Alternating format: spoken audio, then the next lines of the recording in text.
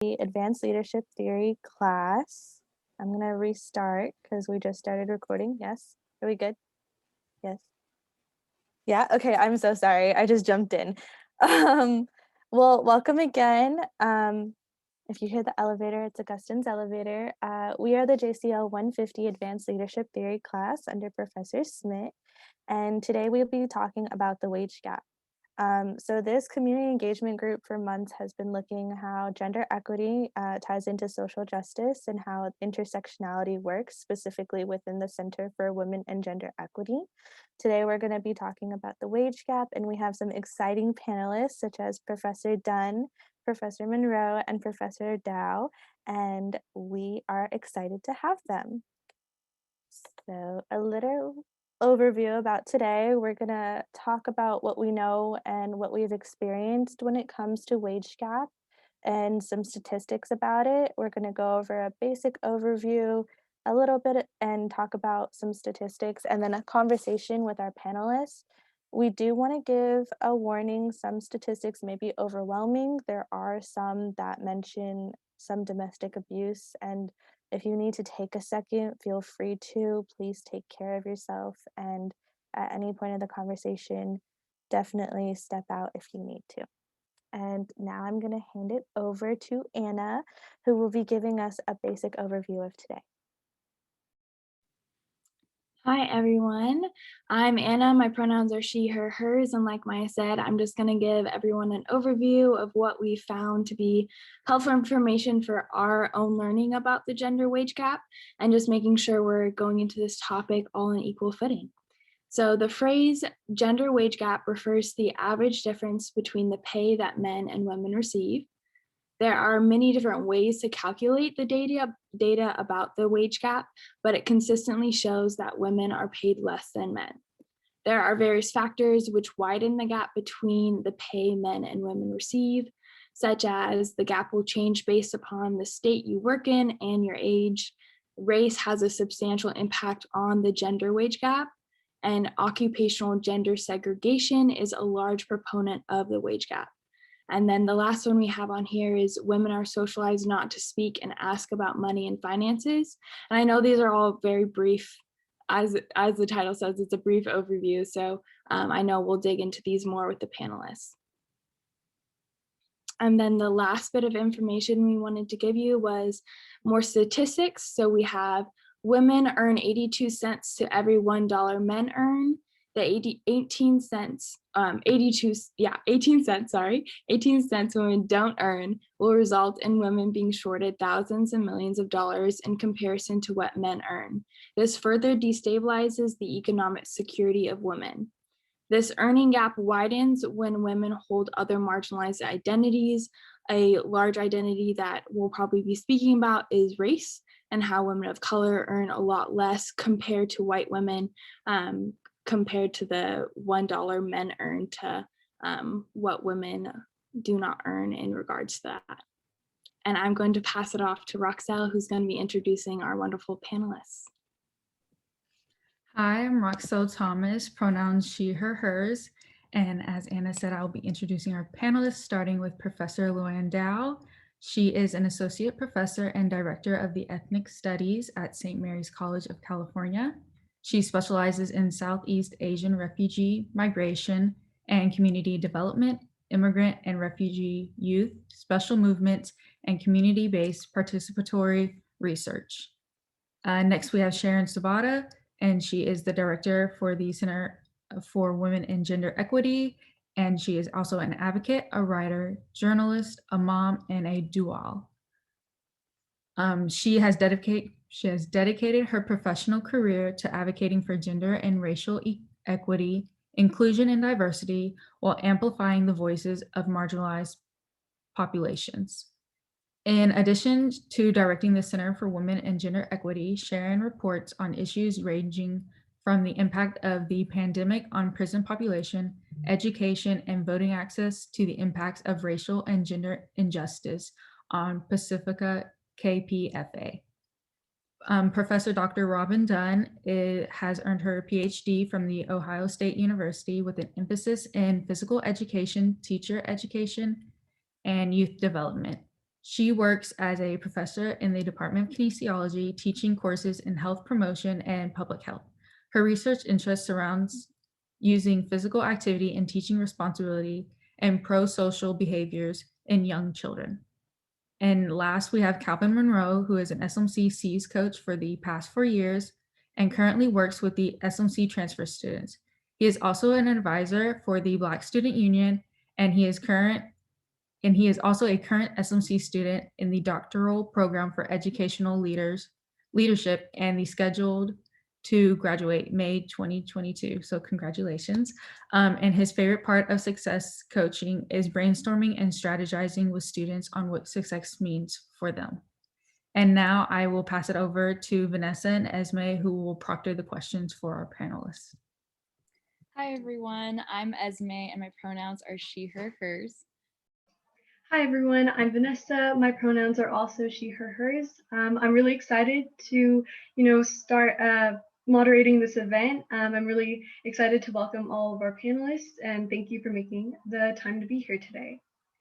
Alrighty, so the first question that I'm going to pose for you all is, what is your personal experience with the wage gap?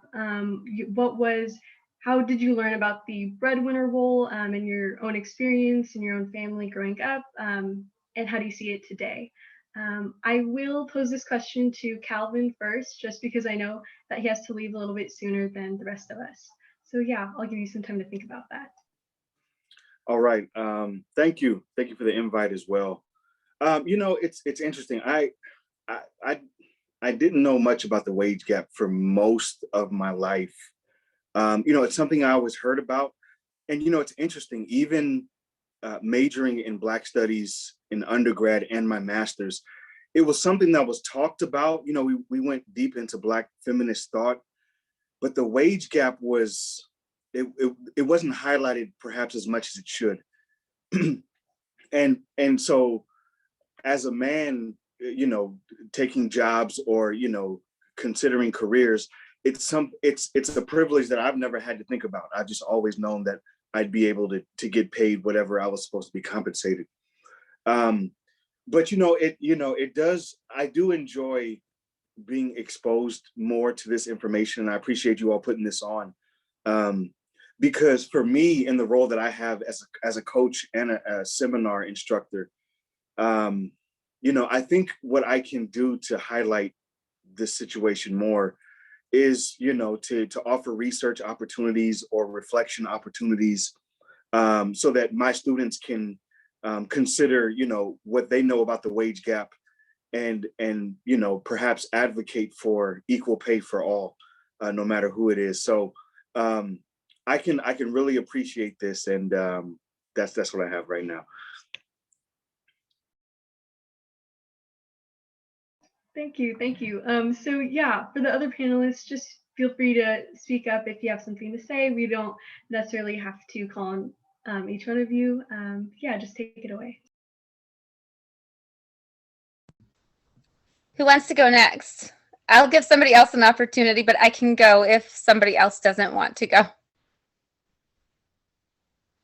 All right, well, I'll just, do you want to talk? Do you want to go, Luan? No? Okay.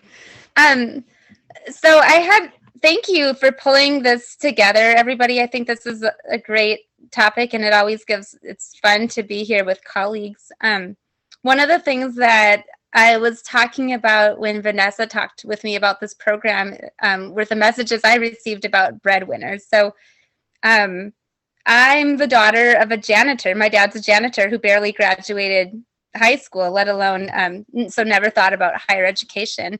And then my mother was an elementary school teacher, and I was blessed to get I got a Kikkoman soy sauce scholarship, which then became my ticket to start traveling the world. That took me out of Wisconsin and brought me to Tokyo. And then I always had to pursue scholarship opportunities in order to do something, that was how I would travel. And then later I kind of did things on a shoestring budget out of necessity. And I remember as I would go to different places, like I remember arriving in Japan and somebody saying like, how does your father feel about what you're doing? And I remember thinking like, I don't think my father even knows what I'm doing. Like he he's barely like scraping by. And it was not even in the realm of possibility to think about that maybe that my mom was the breadwinner as an elementary school teacher, that hadn't and I didn't even know an alternative to that. I just thought, oh, this must be how everybody is. Everybody's parents must, like, their mom must be the main person. So I just want to say that I mean, then I go on to work in in the field of education, specifically doing work that's related to gender and racial equity, and that's not the most highly paid profession. But it's taught me a lot about resourcefulness, and it's also what did I want to say about this? I just think it shows a light on like the gendered occupation. Sometimes, like, I think it's noteworthy now as I'm here and I've watched my children go through Zoom education to think about how, like, the occupational segregation piece that we talked about, and not that people of a particular gender should be steered one way or the other, but why is it that the jobs that are more appealing to women, or that women tend to find themselves in, are people in the non-binary categories also, that work is traditionally a little bit viewed as less valuable. So those are some of the initial thoughts that I have as this question is posed to me. So I'll pause there. Oh, so similar to Calvin, I don't know that I thought about it so much until I would say in the probably last few years that I really even thought about the wage gap, when it really became an issue, watching more politics as things have unfolded over the last, really, I guess the last 12 or so years. And, I mean, in terms of my experience growing up, both my parents worked. We're kind of a typical middle-class family. My mom and dad both made about the same amount of money. My dad was a truck driver for East Bay Regional Parks for 40 years. And my mom worked as a contract specialist for the U.S. Coast Guard for 40 years, roughly. And, and I didn't really notice really too much difference. It felt equal. So it didn't feel very gendered in the way that each of them made money or how much they worked. But it was interesting because in some ways the roles were switched, because my dad always went to work at 6:30 in the morning. He got off at 2:30. So he was the one that picked me up from school every single day. Because my mom worked until 5. So I spent a lot of time with my dad. I would go to work with him sometimes, or, so I guess when you say, when did you first notice it? I don't know. I guess when it started to be more of a issue or being talked about in, like I said, in sort of political discussions, that this became more of an issue, that I became more aware of it. Almost to the point that when I was asked to be on this panel, I thought I probably should know more about St. Mary's and what exactly is the differences that occur here. And are there differences? So I posed a couple of questions to colleagues and asked, well, do we collect that information by race and ethnicity? I mean, I don't think we do. We definitely don't do it by race and ethnicity. And I'm not sure that we do it by gender for, to understand if there is a difference. So it was kind of interesting, because I was just thinking, I don't know what I actually know about this topic. And, so it made me kind of think, I probably should know a bit more about it, and, and how it potentially affects me. And so I, like I said, I did ask, and it was interesting that we don't really have that sort of data here. We have a salary scale, and most people come in on that different scale. But I think and I'm sorry if I get into a separate question, but I think what's interesting is that we don't talk about the sort of unspoken things that women do that go into as part of their wage. And so even though it's not a on paper potentially wage gap, there's some unspoken things that happen, or behind the scenes that we do that are labor intensive, that don't reflect in the hours that we spend, or thus the wages that we earn. So I still find that interesting. So That's all. Thank you for having me. Thank you for giving me the opportunity to be amongst such great panelists. So, and Calvin, congratulations soon. Um, um, so I think the way that, I want to, there's so much to say in terms of what other panelists have already said. But I think the way that I thought about this coming in is thinking about the wage gap beyond the wage gap, right? And so when I hear the question, when did you first notice or become aware of the wage gap, it actually predated the idea of the concept of the wage gap in and of itself, right? But much more so being in high school and my girlfriends and I getting counseled about career paths and scholarships, or not counseled about scholarships, or not counseled about certain college opportunities in ways that maybe our male counterparts or our white male counterparts were being advised and counseled, right? And so I think even that career tracking process, or you could even take it back to the tracking of students into certain classes, right, versus others, is already the beginning, I would argue, of constructing the wage gap institutionally and structurally, right? And then, I think going back to like what Robin and Sharon were saying is that there are gendered ways, career paths for different professions, right? When you talk about the medical industry, when you talk about the restaurant industry, when you talk about the education industry, if you want to call it that, right?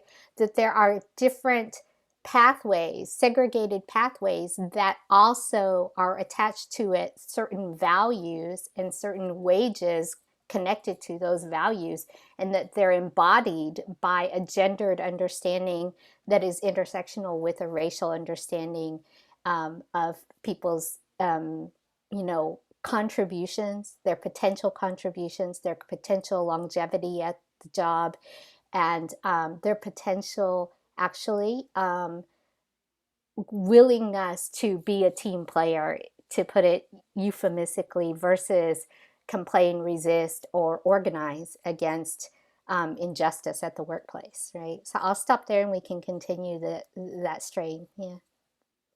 Thank you all so much for sharing. Your experiences and opinions are truly valued. Our next question also draws upon your experiences. And so how have systems of power and inequality, such as poverty, education, and white supremacy, influenced your perception of the wage gap? So this can also include like race, ethnicity, citizenship status, so anything like that. How has that shaped your perception of the wage gap?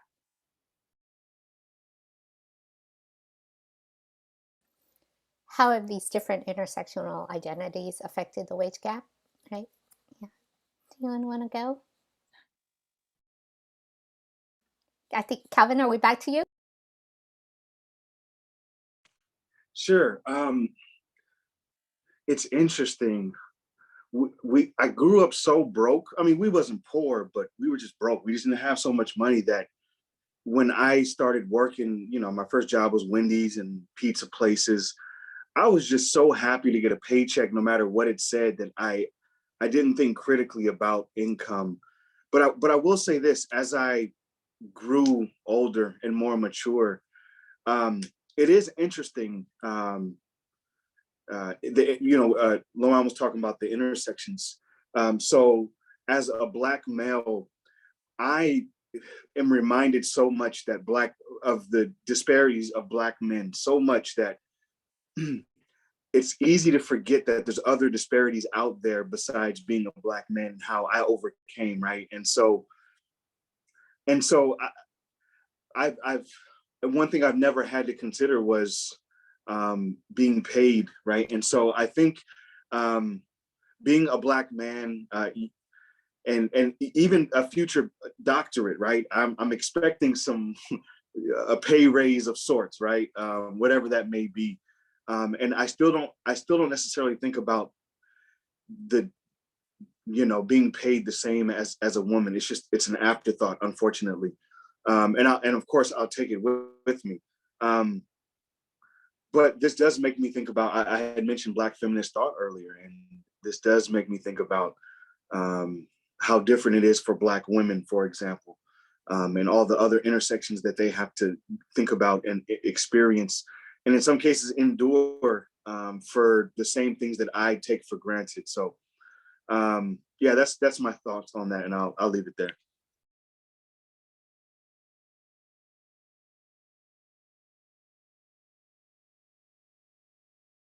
Luan, I volunteer you this time if you want to go, since you gave me a nudge last time.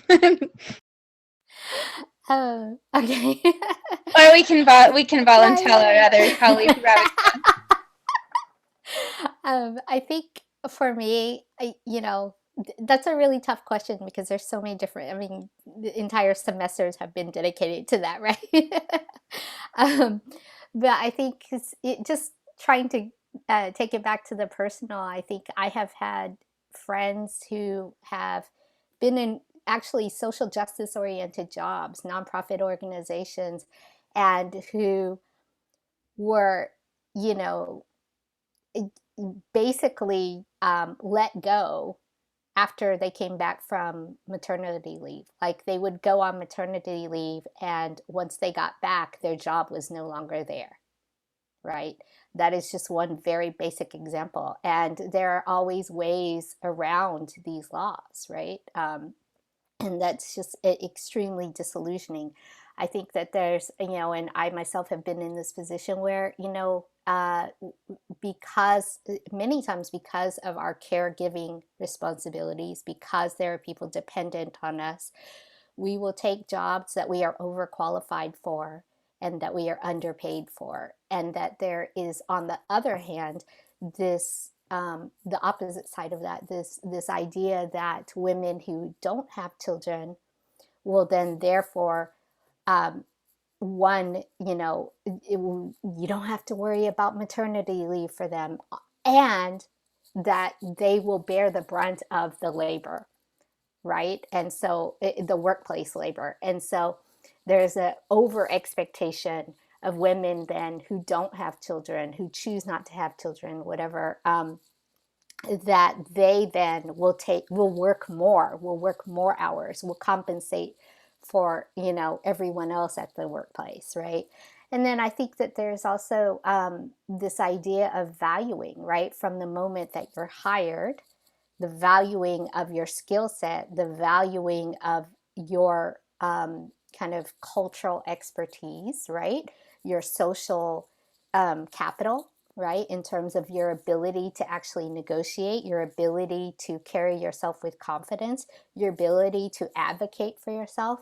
One of the hardest things that I have, and that I think many of my girlfriends have, is asking, right? Is asking for an honorarium when I speak somewhere, asking for compensation that is equivalent to my experience, or that my experience and my labor is not always showing up on paper, so that when I do apply for a job, it doesn't look like I can be paid at the amount that I should be paid for the labor that I do, because it's invisible labor. And I think, for many faculty of color, and for many women faculty and women faculty of color, it's oftentimes the side of counseling, advising, and supporting students, right? Yeah.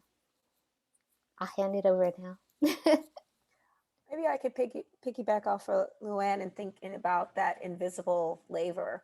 And I think it comes particularly like thinking about St. Mary's campus, when there's not a lot of women of color, and particularly there's not a lot of, I'll say, for Black women either. And so then you may have students come to you that want to have that sort of counsel, and or you may be included on committees, or asked to be on committees or things of that nature, to sort of be representative, that person that's representative of color.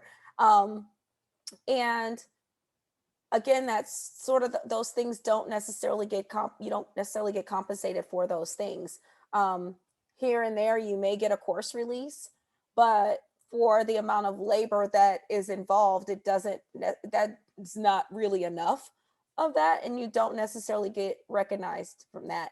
And then I'll say too, I think for speaking for myself, you internalize that you need to do more to just meet the bar.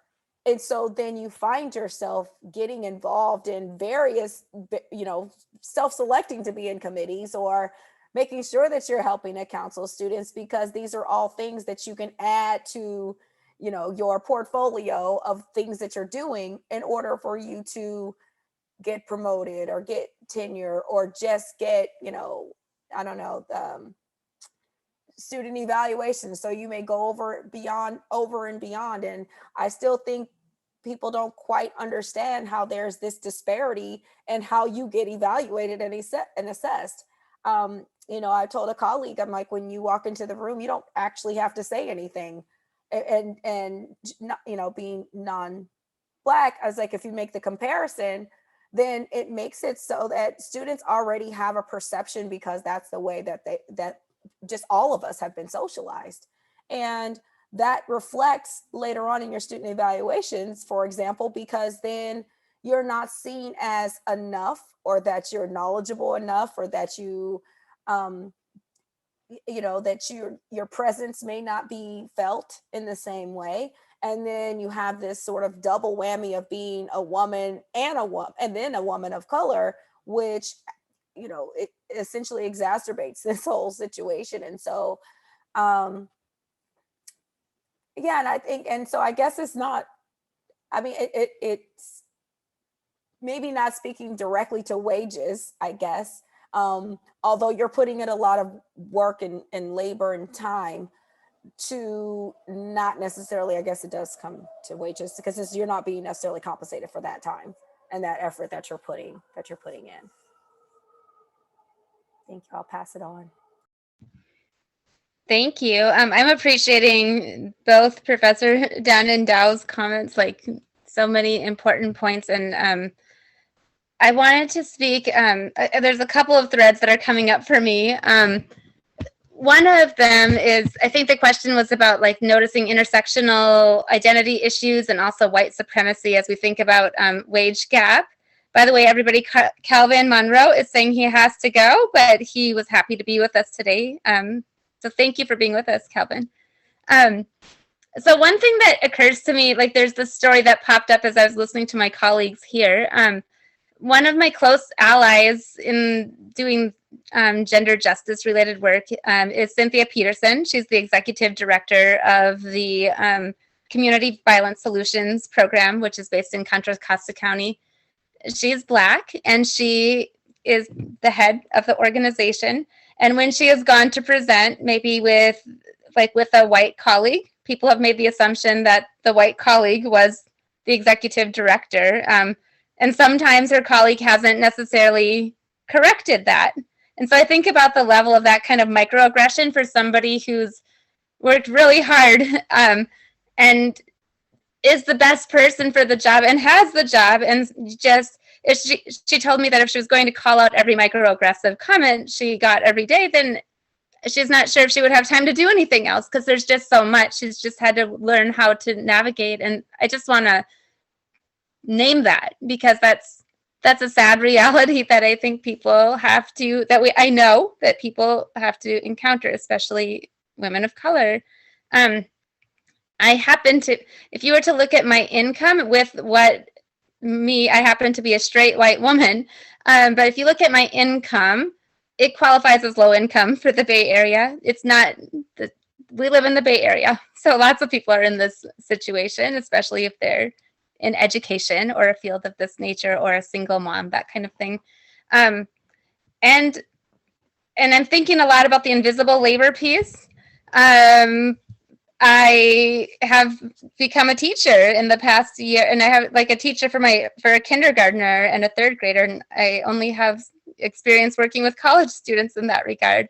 And I'm thinking, like, today I got up at 3 a.m. to take care of all the household things that I needed to get the place, to get life in order, to get some of my work prepared for today, and also help my children. And it's a big struggle, but then it's hard, so hard.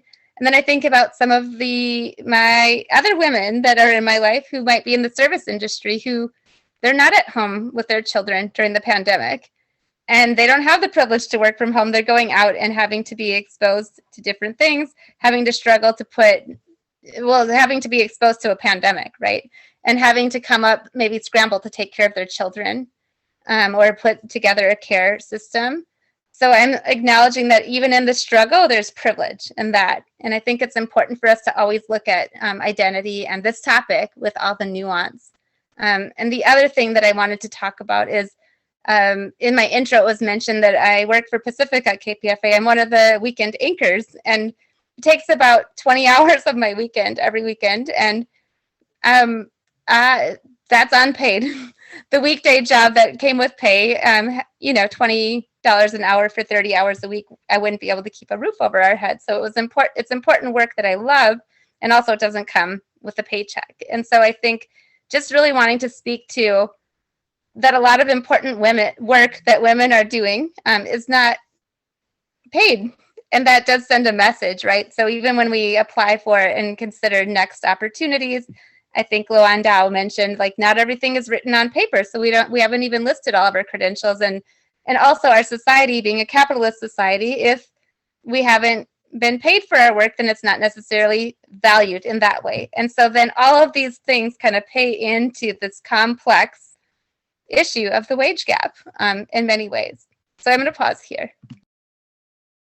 Thank you. That actually brings us perfectly into our next question. When you all discussed the invisible labor, we had a question about COVID. With the rise of unemployment because of COVID, the wage gap has widened substantially, and not just unemployment, but like Sharon was saying, women taking care of children and kind of taking on that role of teacher in these hard times. How would you see this impacting the future employment and equality of women?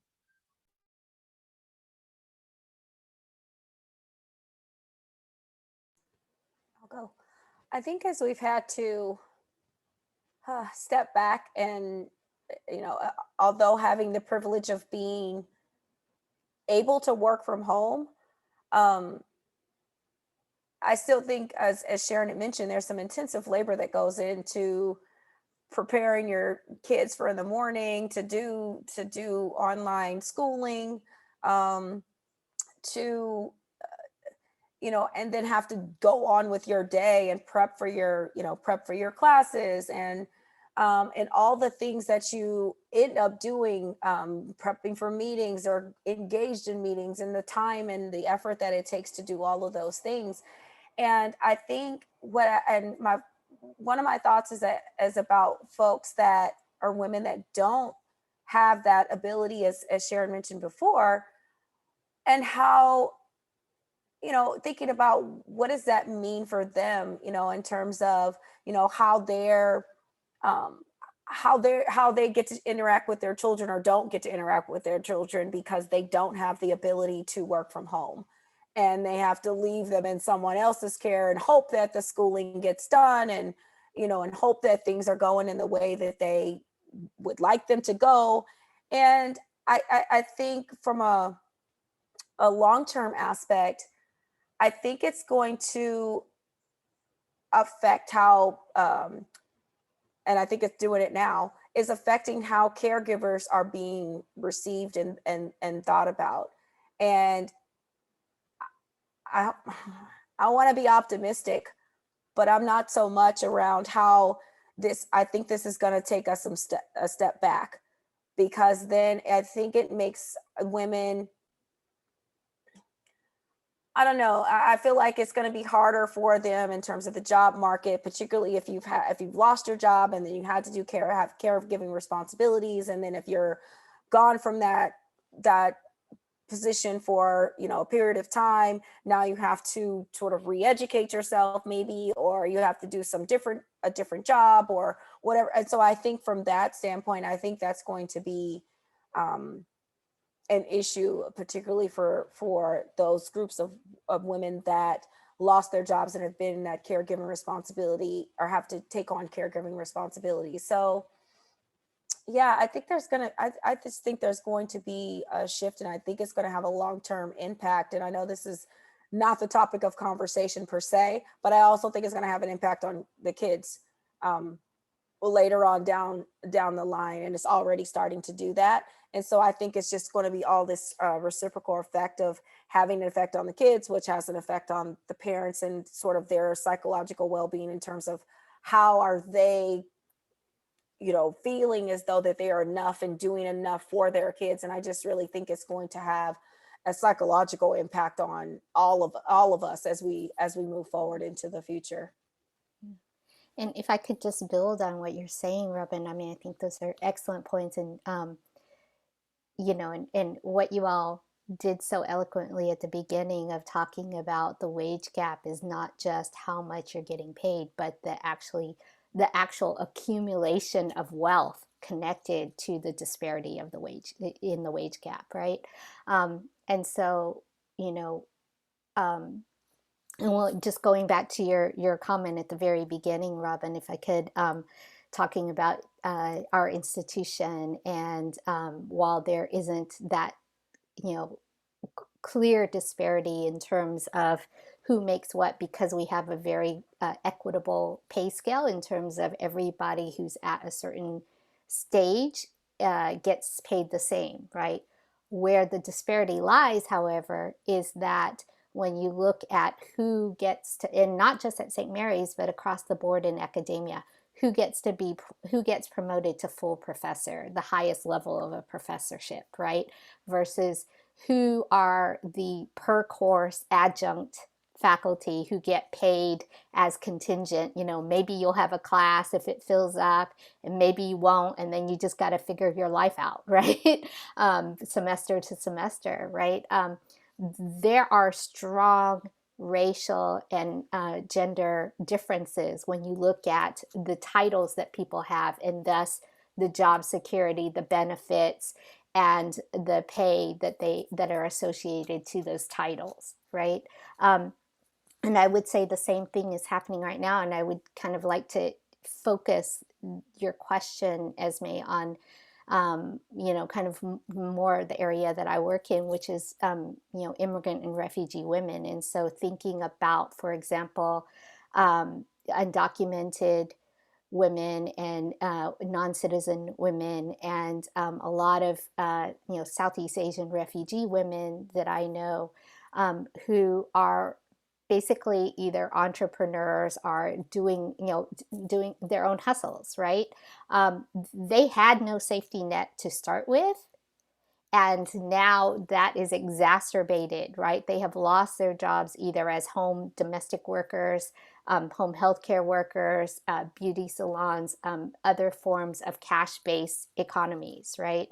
And so they've lost their jobs. They had no safety net in many states. California is a little bit better than many other states, but for the most part throughout the country, there's nowhere they can turn to. They become a more vulnerable, dependent, and even disposable workforce, right?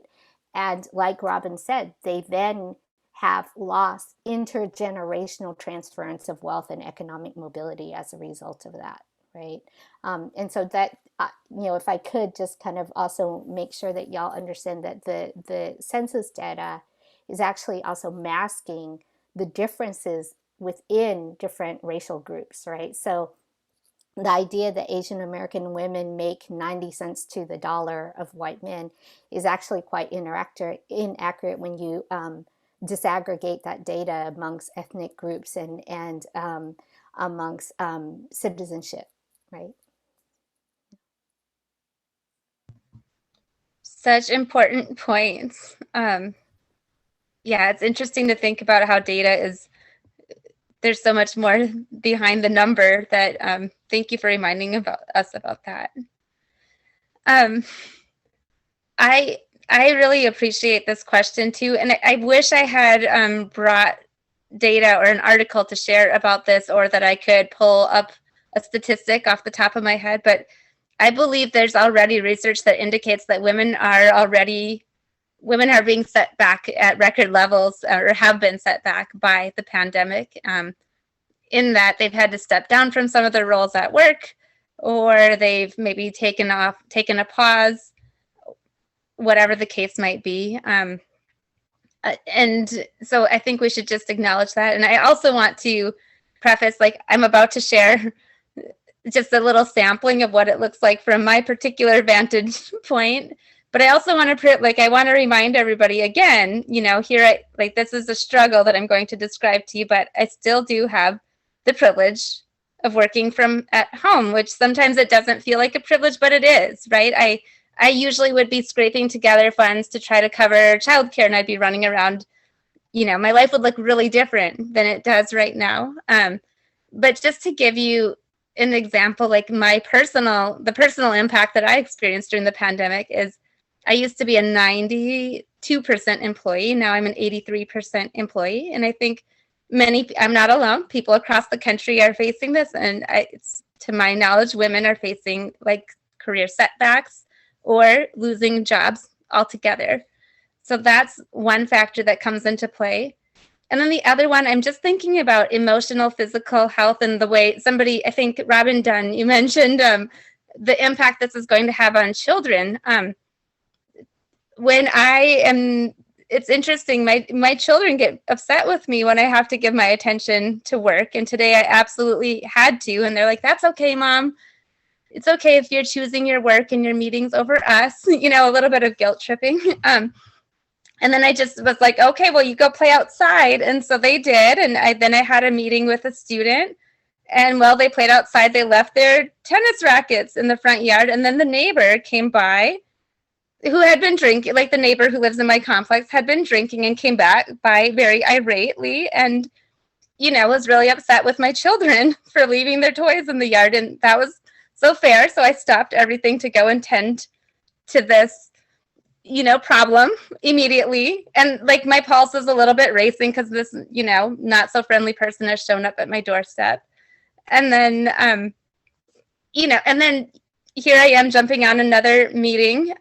So I guess that the other part that I don't even know how to quantify, even though like salary is a little bit less and there's like less running around, it's just that emotional struggle of feeling like you're always falling short, or if you're showing up enough for your children, in my case, I happen to be a parent, then I feel like I'm not showing up enough for my colleagues. So that's the part that I feel like I'm not alone in this struggle of like just feeling like we're falling short, not only on the money, but also on having enough of us to go around. So that's one thing that came up for me. If I could just add real quick, absolutely. I mean, I think that we're socialized as women in particular to care for others before ourselves, right? And so then there's that guilt trip and there's the expectation put upon us as well, right? And then also just in terms of what you're saying, for example, all the academic journals across the board saw a significant drop in women scholar submissions to their journals during COVID, right? And it speaks volumes to the caregiving responsibilities and how they're disproportionate, right? What that means is if you don't publish at many universities, you perish, you don't get tenure, you don't get promotion, right? So one of the additional points of labor that many of us have had to do is to advocate for additional support and benefits and rethinking the tenure line and the promotion process during this time of COVID, right? So again, it's additional labor just to advocate for ourselves, to be acknowledged about the kinds of struggles and labor that we are putting in. Great, thank you. You all bring up very interesting points. That there are a lot of factors that influence the wage gap. And that brings me to the next question. I think there are many misconceptions as well. I know, Professor Dow, you mentioned the census data, that it's very misleading. And so a common misconception that I've heard around the wage gap is that it exists, but only because women choose to take jobs that pay less. And so my question for you all is, how would you respond to this claim, and what factors do you think perpetuate this misconception?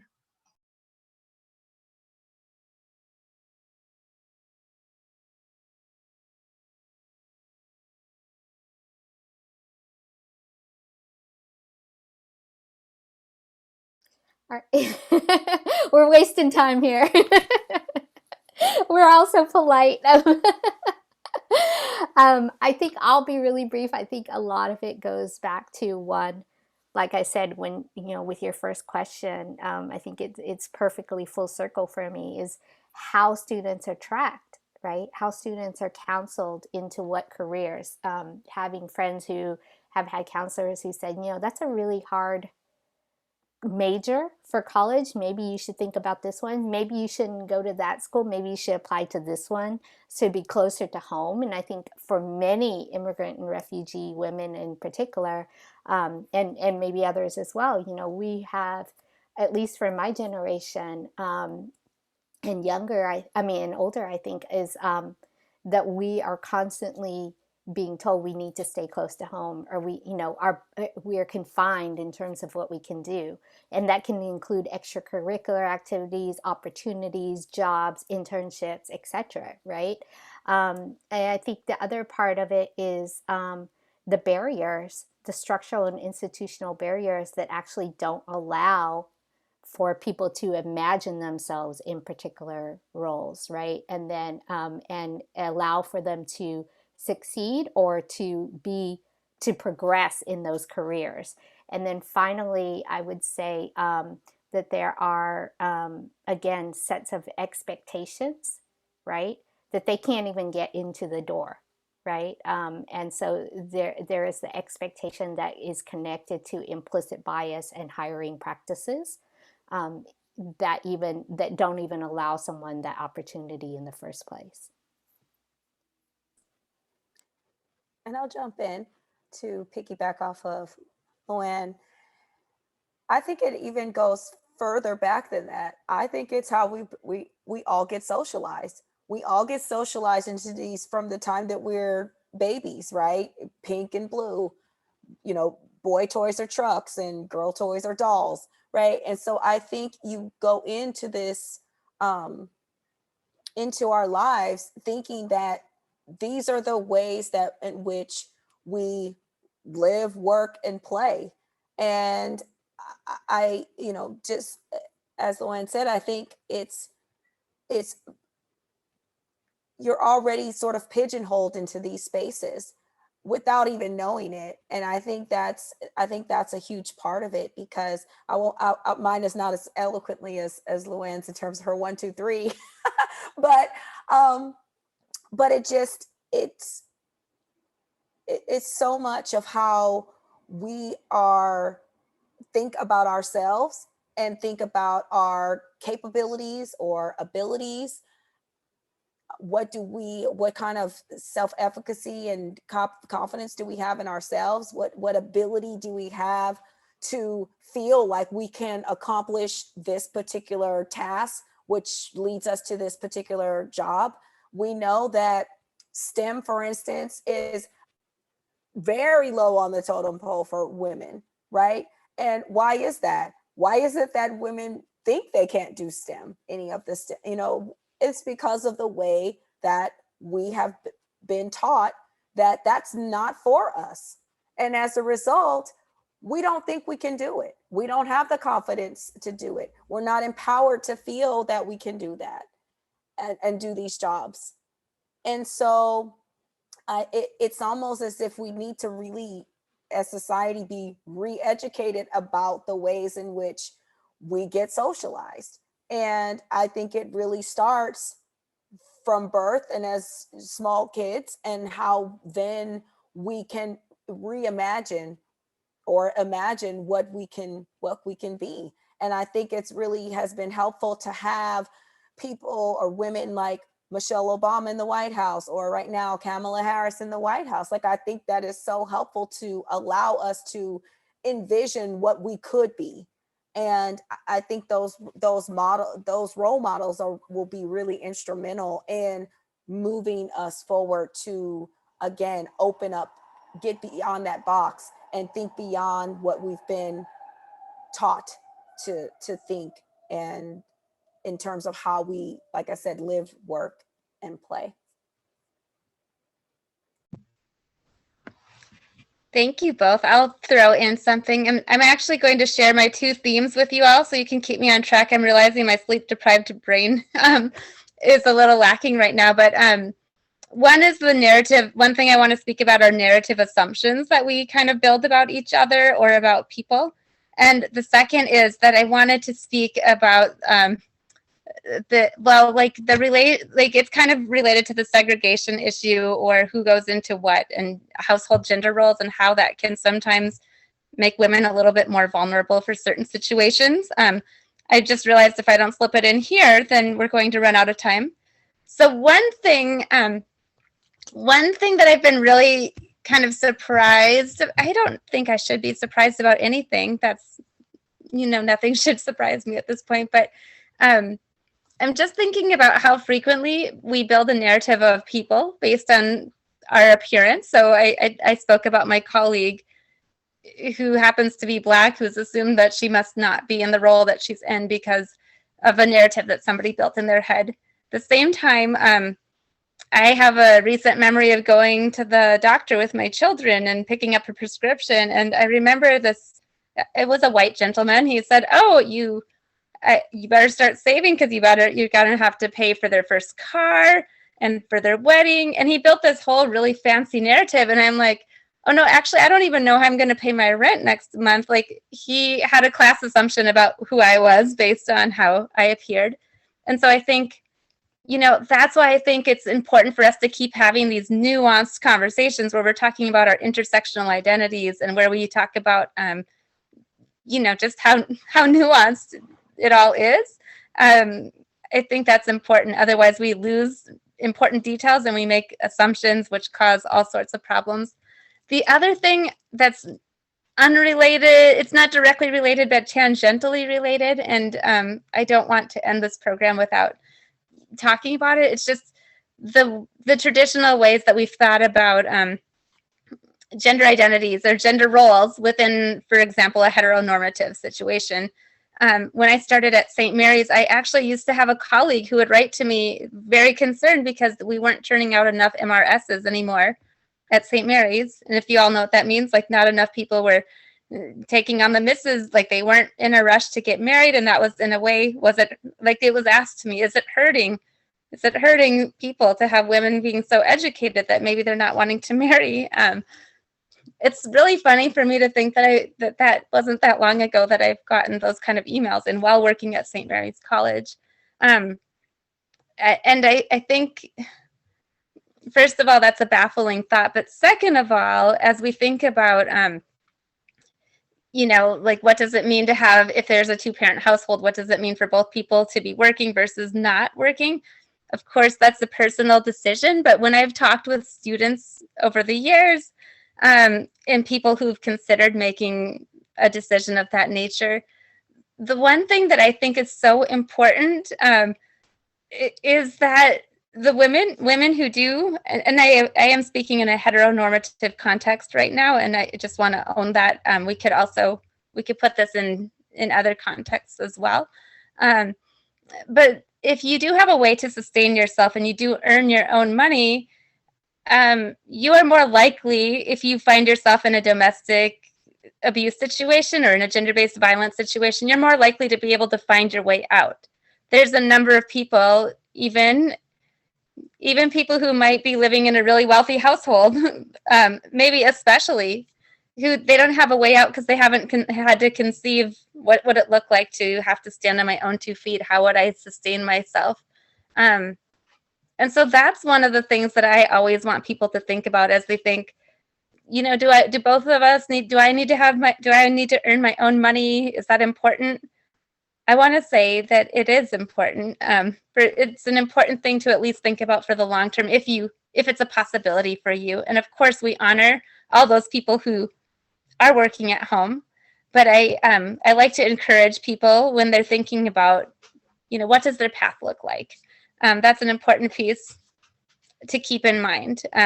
statistics show that women who don't have their own income source are less likely to break like a cycle of DV, for example. And so I guess I wanted to squeeze that answer into this question about misconceptions, because sometimes we think, oh, domestic violence, that's over here, and economic issues are over here, but they're really not. Just as our identity is very intersectional, so are the issues. I'm sorry that that was a bit of a long-winded answer, but I'll hand it back to you all. I'm sorry, could I just add one more comment to that? Sharon, thank you so much for bringing that up. And I just wanted to also add, like, that, you know, the idea of financial abuse is definitely connected to domestic abuse, first of all. And secondly, that it is that much more exacerbated for many immigrant women whose visas, whose ability to stay here and to stay with their children is dependent on their partner's work visa, right? And so those create a really complicated cycle of abuse and dependency. Thank you for amplifying that. Thank you so much. You guys all brought so many interesting things to talk about and think about. And unfortunately, we're running out of time, but I want to encourage everyone to keep thinking about this topic, looking up resources, reading articles, and just kind of educating yourself on these issues at hand. There is a survey that we would like everyone to take tonight about the event. And so once again, a big thank you to our panelists for coming tonight and speaking. We value your experience and your expertise. And so yeah, thank you everyone. Have a good night.